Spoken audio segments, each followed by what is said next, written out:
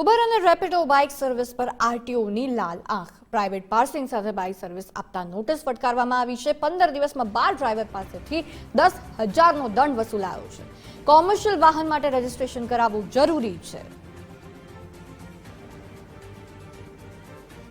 કેટલીક એવી ફરિયાદો મળી હતી કે ઉબર અને રેપિડો જેવી જે એપ બેઝ ટેક્સી સર્વિસીસ જે ચલાવે છે એ લોકો દ્વારા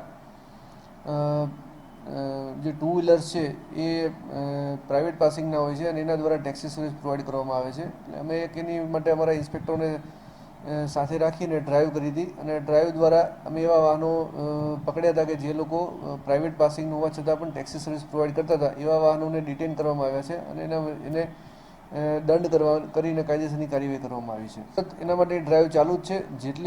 જે લોકો આવી રીતે અનધિકૃત રીતે ફેરવતા હશે એ લોકોના વાહનો ડિટેન કરવામાં આવશે.